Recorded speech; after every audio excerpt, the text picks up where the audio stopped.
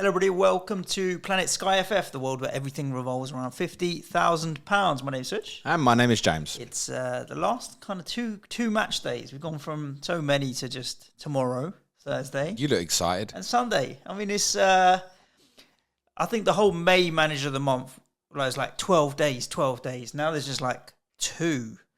So there's literally the number of options and transfers and players that you might pick is just narrowing, which is pretty cool. So before we talk about May manager of the month and we do all the Twitter questions and let's just talk about May manager of the month. Are you getting on right? Or? No, mate. Oh shit! Well, you bought Diaz, didn't you? So that went since the week before. No, you didn't.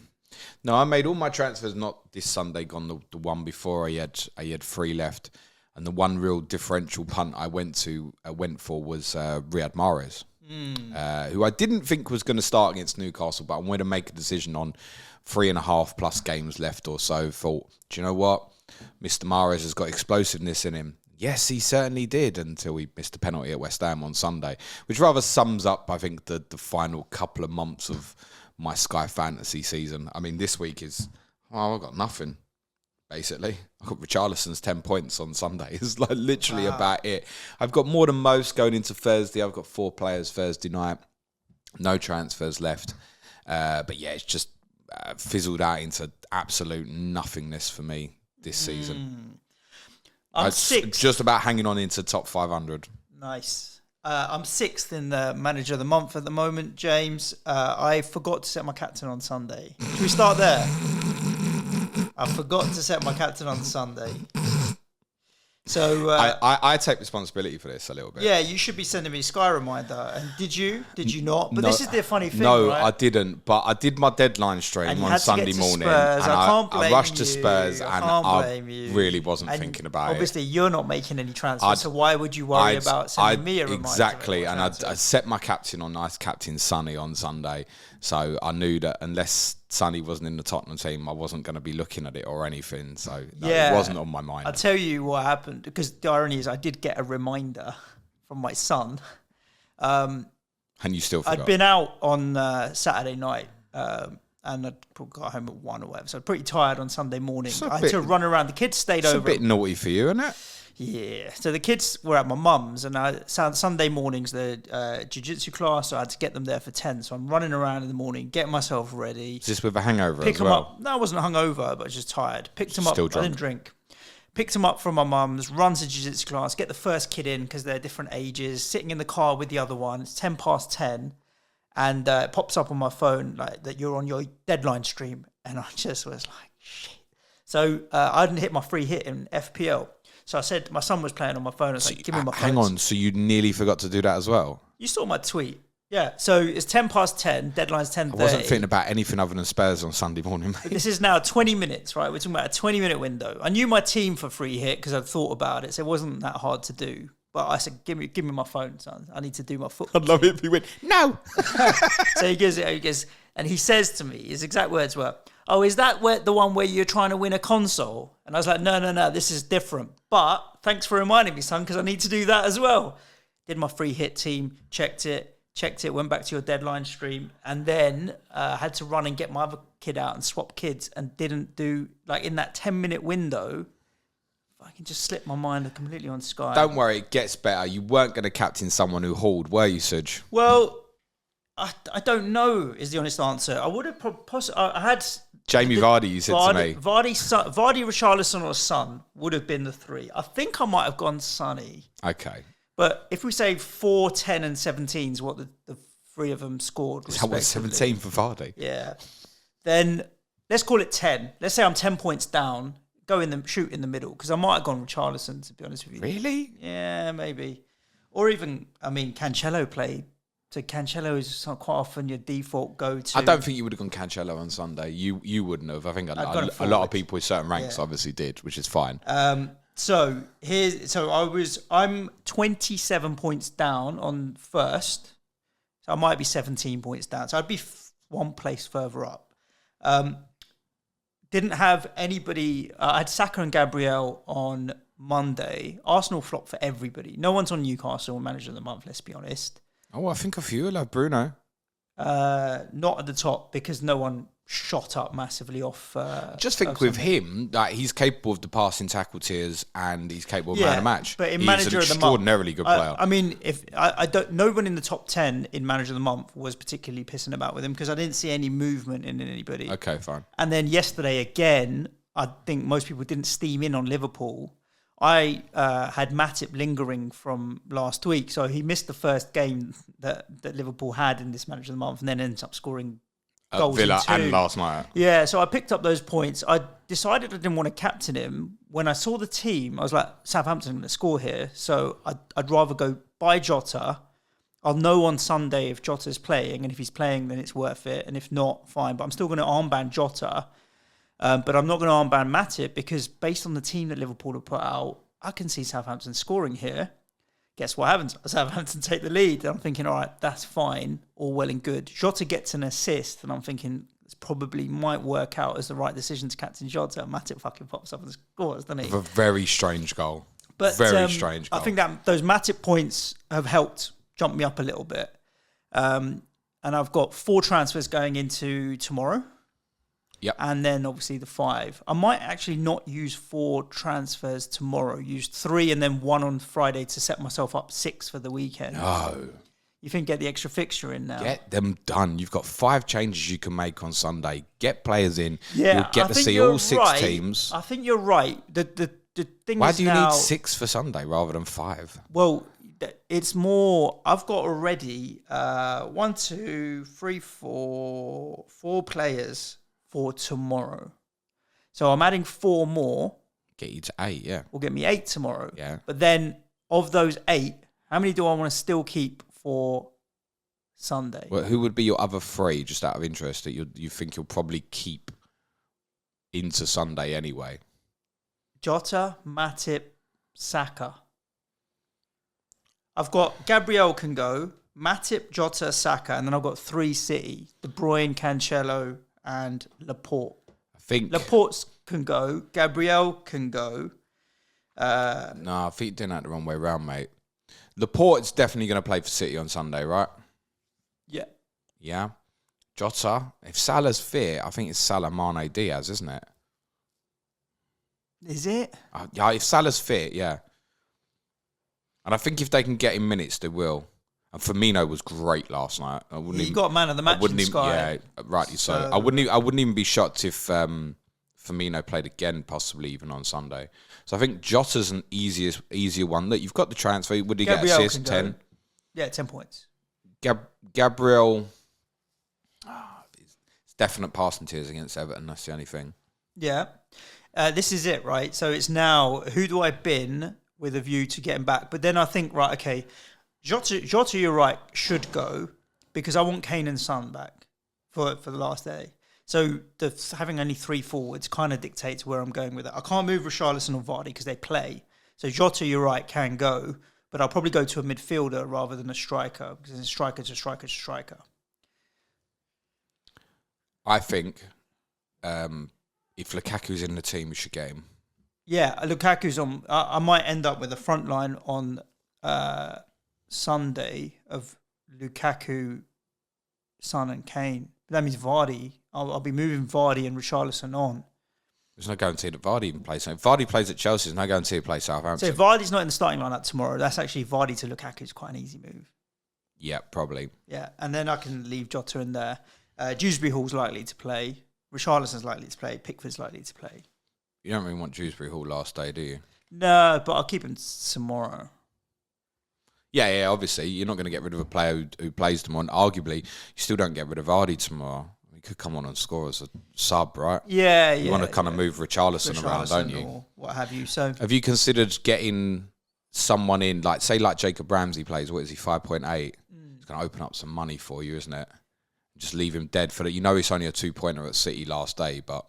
Yeah. But opens up a bit more power maybe to allow you, if you say want to, on the final day to have, I don't know, a trio of like Lukaku, Son and Kane, for example. I think most people are going to have Son and in this for the manager. Most would have Son and Kane final day, I think. This is the unlike other periods in Sky, the last day of the season, it's all like everybody's got 11 players, assuming all your players start.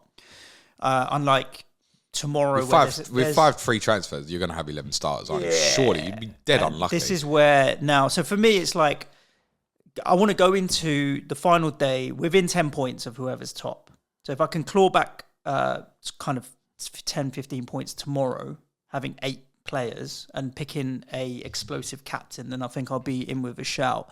You kind of just want to go into the final day within touching distance, and then it's like, who's got the cojones to captain a player that goes off, that will make massive ground. Who's your keeper in this? Jordan Pickford. Okay, fine, yep. Yeah, he's done all right. But then that's another one, arguably, you maybe want to move on Sunday, maybe. Potentially, yeah. Just lock down like a 9-pointer on an Alisson or whatever, yeah. Yeah, so we shall see. I wasn't here last week. No. Neil Currett was. Yeah, and he went top afterwards. From, where was he, 7th? Yeah. FPL Canal. And he's got a 10-point lead from what I remember. He's dropped back down to 3rd. Who has? Neil. Oh, did he last night? Yeah. Okay, I didn't check again Mark this morning. Wisdish is top. He's got a 5-point lead over Dave Perrins. And then Neil is now a further 8 points behind. Just want to give a shout out to Perry Hart, another one of our patrons, 9th at the moment, not completely out of the running. There are 48 points separating the top 9. I think the top 9 still have a small chance, but probably, I mean, to be that far adrift now, you need the transfer. You need to hit the big captain. The big captain's going to be more than the transfer at this stage, isn't it? I think if you're those 48 points behind, you're looking for something now that someone can't get to, be it Lukaku, Pulisic, maybe like a Wilfried Zaha, Ings, Watkins, something that's going to explode, I think, particularly tomorrow night. But there are so many options available Sunday. I mean, it was Ian asked us last week, like, which day left has got the biggest kind of differential choice of captains. The reality is, it's Sunday. It's Sunday. You've got Son and Kane at Norwich. You've got Chelsea at home to Watford, who look absolutely shot. You've still got Leicester at home to Southampton, if the likes of Vardy play. You've obviously got Liverpool and Man City. You've got the 2 home games. You've still got Arsenal at home to Everton. So, I mean, you could make a case for a lot of different games you could captain from the weekend. Even, I mean, to be honest, he won't get spoken about much. Jared Bowen at Brighton. No one's going to captain him Sunday. You want a differential, pick one of the best goal scorers of this season, right? So I think there's loads. And what's interesting about, I think, particularly the final day, do you go for a captain, if you're chasing, do you go for a captain of Son and Kane? I think would be the most popular 2, particularly if Salah's not fit. And I realise a lot come off Salah anyway. I think it's down to about 65% ownership in the top 1,000. Because it was going to be unavailable last night. I think a few moved on to other players on Sunday, following obviously him, I'd say, walking off of the FA Cup final on Saturday. Do people on Sunday go for the likes of Son or Kane? And to be honest, I'm probably just going to dead it out and captain Son, I think, on Sunday. Or do you actually look at it and go, what players are most likely of the big monster haul on Sunday?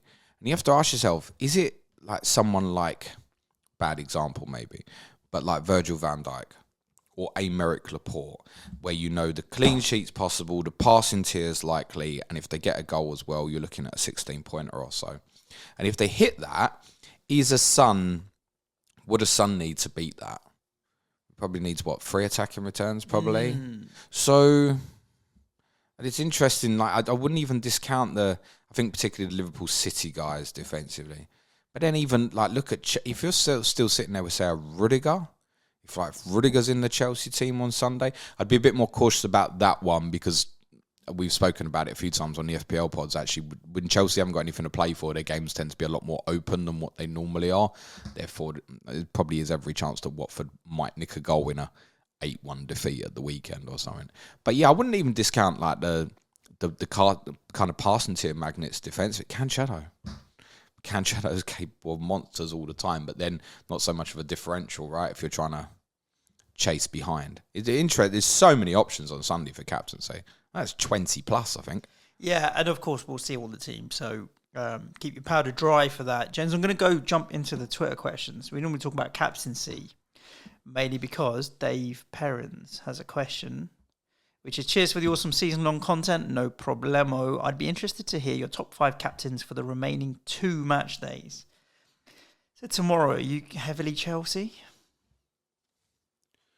Leicester's not an easy game. That's your phone, mate. Someone from Manchester. I don't know who's ringing. That's like your mobile phone network or something, mate. Yeah. So tomorrow night we've got Villa Burnley, we've got Everton Palace, we've got Chelsea Leicester. So again, I'd be a little bit conscious of what I just said about Chelsea games possibly being more open. They've obviously guaranteed top 4 following Arsenal's defeat on Monday night at Newcastle. I think the attacking Chelsea players are the most interesting here. And I think most won't have one. Lukaku, Mount, Pulisic, I think is dirty interesting, actually. I mean, if he's in the team, you got to get him. Tomorrow? Yeah. You with the transfers, I've got to go and get Christian Pulisic. Do you think he'll play both games? Doesn't matter. I don't think it matters. Yeah. And what if he does? What if he does? I think Pulisic, I thought he was good in the cup final. He had so many efforts in the cup final on Saturday. He was decent at Leeds on the Wednesday. They've changed in the last couple of games where they were playing 2 up front. With primarily it was Werner and Havertz. Havertz obviously missed the cup final with a hamstring injury, so presumably he's done, which is also possibly obviously very good news for Lukaku with the 1 up front. You have to question why Werner didn't even get on the pitch on Saturday despite 5 subs. I mean, they brought Loftus-Cheek on Saturday in the cup final and put him up front bizarrely, then took him off with 2 minutes left of extra time to put Barkley on for a penalty. So I think if it's that 3, Mount, Pulisic, Lukaku, in your circumstance, Suj, I would want all 3 of them. Yeah, I think so. And I'll add in a Rudiger or a Reece James or whatever. And else. I think that's what the only consciousness of that is. I think those also going for manager of the month, they'll be thinking a similar. For those who've got like the 1 or 2 transfers left, which we know there's many of you like me have got none left, but I think this is the one for me. If you've got a transfer left, we spoke about it. If you can, keep your powder dry, smash into a Chelsea player for the last 2 days. I don't think that's overly complicated. View the team, go for it. Lukaku, Mount, Pulisic, go for one of them that's got the real upside. And I think the one for me would be Pulisic, actually, on what I watched Saturday. Right. I've really gambled at. Ian Parrin says, again, thanks for the great work. That's only 3, though. Yeah, at a defensive. No, for captains tomorrow. Oh. Zaha.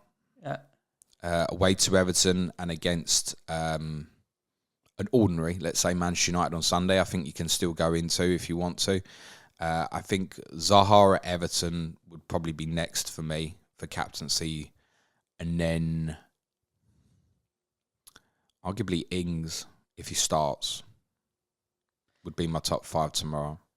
Over Richarlison. A few will go Richarlison. In fact, that's who I'm probably captain tomorrow night is Richarlison. Ian Parrin says, what do you think is most likely to affect winners and losers of Sky on the final day? Is it the player you transfer in? I don't think so. Captaincy choice or the number of man of the matches in your team? The thing is, number of man of matches might be up or down 1 or 2 people, so 3 or 6 points. Transferred in, a lot of people don't have any transfers, but captaincy could be a 15-point swing. So I reckon I'd go captaincy because the biggest variance in that. Yep, I mean, complete agreement with that. We didn't do best Sunday captains, did we? Nah, but then it's like Son or Kane? Yeah, Is it Son or Kane? I'd take Son or Kane. But I want to see the teams. This is it. I just want to see who's. You don't need to with the Tottenham team. You know they're going to play. No, I mean I want to see the opposition team. Like say Brighton. Say Brighton completely rest and rotate their team just for the hell of it because they've got nothing else to play for. I think or someone really does. Top 5 now for captaincy on Sunday for me would be Son, Kane, and then 3 Chelsea players again. Okay. If they're in the team, obviously. Ron says, with the quality of players increasing in Sky, what rank should we now consider gold standard? It used to be top 100, top 500? I think we discussed this on Monday's FPL pod, right? It's getting tougher. It's like sitting there, I'm looking at it, and I always feel so ungrateful. Like, I'm 450th or something. Shit, that's gonna be my worst Sky rank. And you think, you're ungrateful, and there's people who are sitting at like 2,000 in their first season, they're well pleased and stuff. I think, in this game, top 100, Still.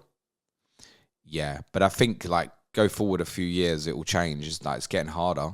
I think top 500. Much harder. I've spoken about this before. The engagement, the amount of people producing quality Sky Fantasy content as well. I mean, how many people actually in the top 100 do we even think would maybe be consuming no Sky Fantasy content? Very few. You recognise so many names in that list. I would argue the answer is possibly none. Paul, Sky Player and FPL, says another Sky season almost at the end. Have you learned anything new in particular that you'd like to take into next season? Yeah. Remember to set your captains. I'm sure you sat here and said this time last year.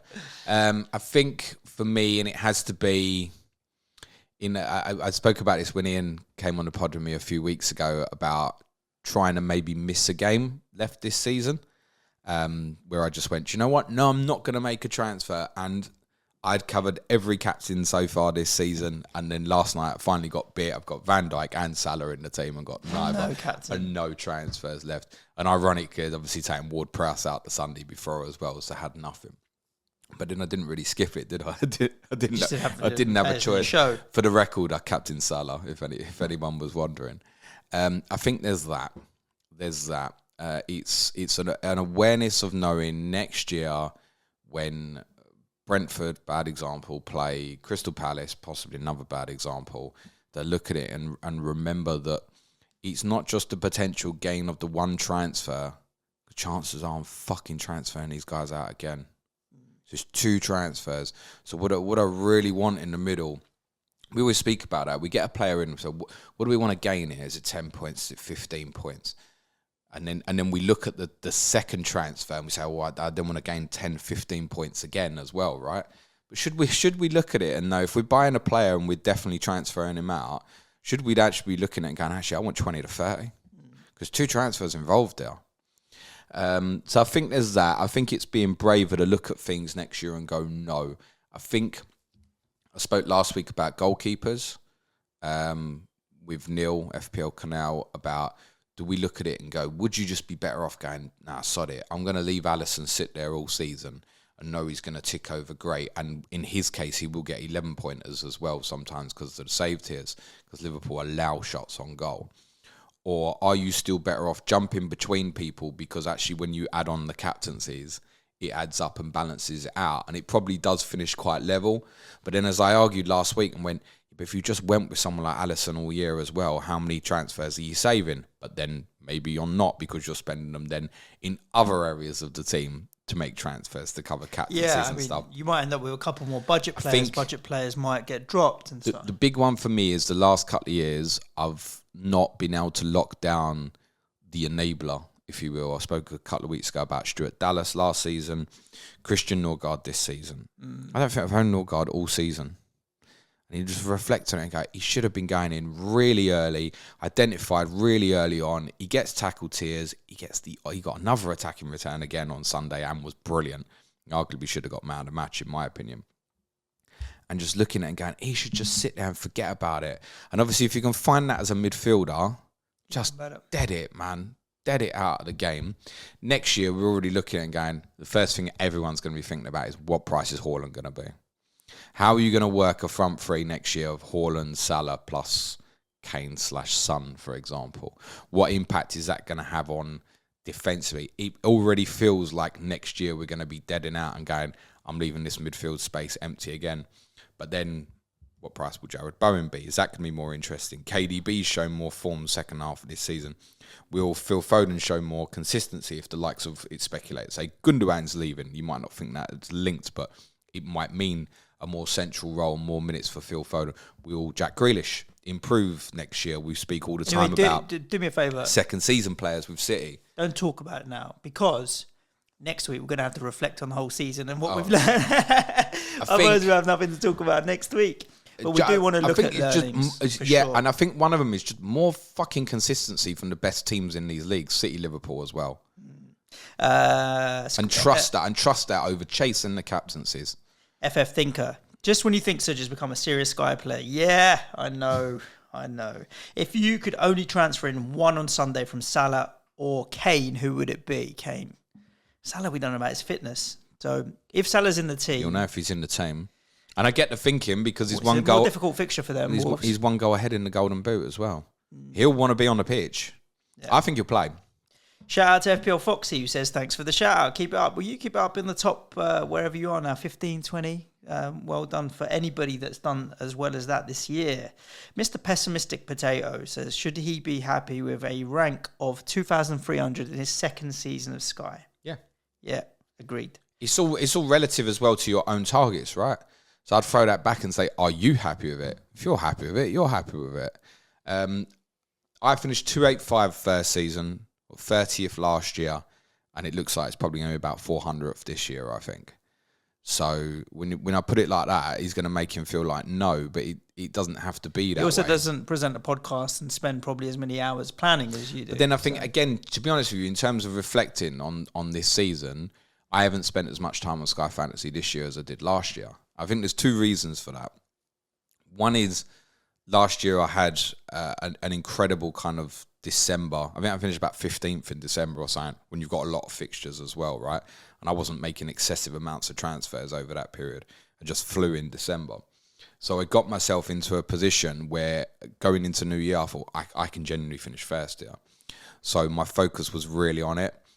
That was I knew probably as early as sort of October this year that I couldn't win it. And also, I think personally, I've been far more invested in Tottenham this year.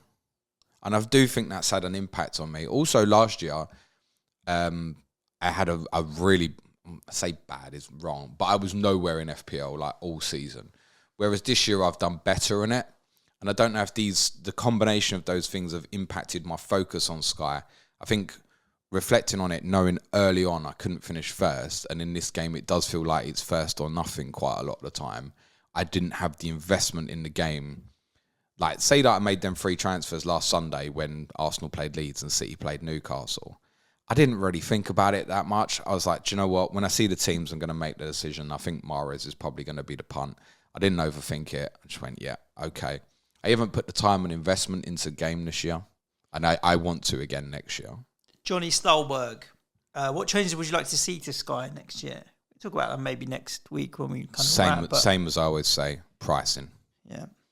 Smash everyone up. I want people to see Haaland at 15 million and gasp. That's what I want. Chris Hermitage has one transfer left. Would you use it on someone like Vardy, who has 2 fixtures left? As in, use it tomorrow, or wait and get the midfielder striker in on Sunday, given we would see the lineups? I would absolutely do it tomorrow. To get the double fixtures in. Yeah. Okay.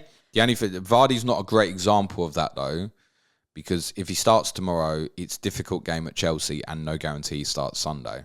Yeah. So it's a more difficult one. If I had a transfer left, I would definitely be buying a Chelsea player tomorrow, personally. And last but not least, Armand says, how do man of the match points get determined? Which player gets the most man of the match points? So shortest straw, isn't it? Yeah, it's basically whoever's flavour of the month for Sky, and it's not done off the BPS system like FPL is, but whoever Sky vote man of the match. It's whoever writes the report. Yeah. Who sometimes doesn't put a man of the match in, like Everton. Brentford was. It took ages for that to. They give it to Ericsson, but it was missing for a while and stuff. Yeah. And to be fair, I feel like behind the scenes, so we're critical of them. I think their updates this year have been so much better. Yeah, it's been in decent. Terms of like the updating of the leaderboards and stuff in the actual live. Getting man of matches into the game. Like things are happening a lot quicker this year, and we are critical. So I think we have to praise that. In the cases where man of the matches are missing, people go, "Come on, Sky, where's your man of match?" But if the reporter hasn't given them a man of match, they're waiting on it. So, and I think that's what happened in the Everton-Brentford game. So I have a little bit of sympathy there. The ones that still massively frustrate us is like someone's got a passing tier and they haven't got it and stuff like that. Yeah. It needs sorting out hugely. What was the question? Changes.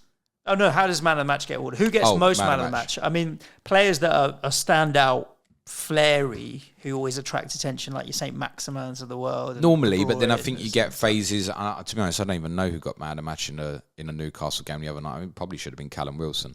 But like Gomes has been standing out regularly for Newcastle, for example. Suddenly you get runs. picking him up. Luis Diaz with Liverpool, like you can feel it's around that. Like I really like him as a punt for Sunday, by the way, if he starts Luis Diaz. Players like that, Kane goes in certain periods, doesn't it? Like if Carragher or Neville have been raving about Kane on Monday Night Football, if he's half decent the next game, he'll be man of match again. It is a bit like that. Yeah, indeed. And that's the questions that we've had. I think it obviously is end of season, end of term vibe on Sky.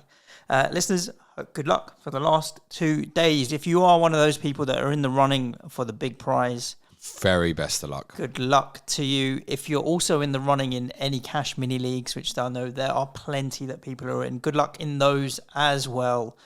Be brave and stay safe.